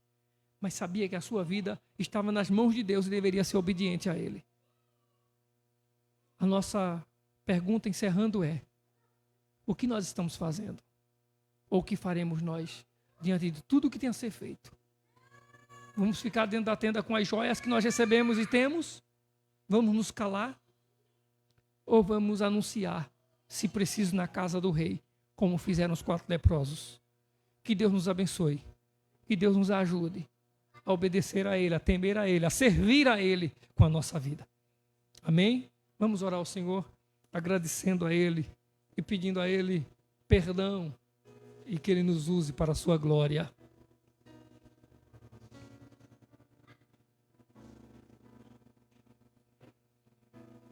Amado Deus e eterno Pai, Senhor, nós te adoramos, ó Deus, pela vida dos teus filhos que vieram a este culto hoje à noite. Te adoramos, ó Deus, pela graça do Senhor que nos envolveu nesse lugar e a sua palavra que tens falado no nosso coração. Te agradecemos, ó Deus, pelos testemunhos e vidas, ó Deus, que a cada dia nos despertam para confiar e acreditar e confiar e esperar no Senhor. Te agradecemos, ó Senhor, porque mesmo diante da angústia, do sofrimento, o Senhor nos usa.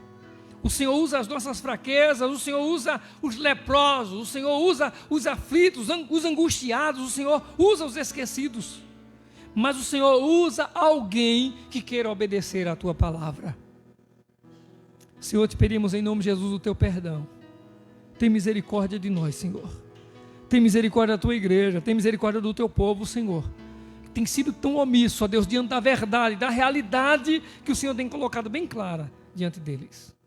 Te pedimos, ó Deus, em nome de Jesus, que nos encoraje, que nos fortaleça, Senhor. Que, ó Deus, como aqueles 4 leprosos, nos levantemos, ó Senhor. Os 4 leprosos foram até a casa do rei, deram as boas notícias e voltaram a ser leprosos. Continuaram leprosos, não mudou em nada a vida deles, Senhor. Mas eles mudaram a realidade de um povo, eles mudaram a realidade de uma nação. Eles obedeceram à intuição, eles obedeceram à voz do Senhor, eles obedeceram à queixa, à reclamação do Senhor no seu coração. Que a gente te obedeça, que a tua igreja, que o teu povo te obedeça em nome de Jesus. Em nome de Jesus e para a glória do Senhor Jesus. Amém, meu Deus. Amém. Que o amor de Deus, a graça do Senhor Jesus, a comunhão e as consolações do Espírito Santo sejam sobre todos, hoje e para sempre. Amém. Para o Senhor Jesus, que Deus abençoe a todos.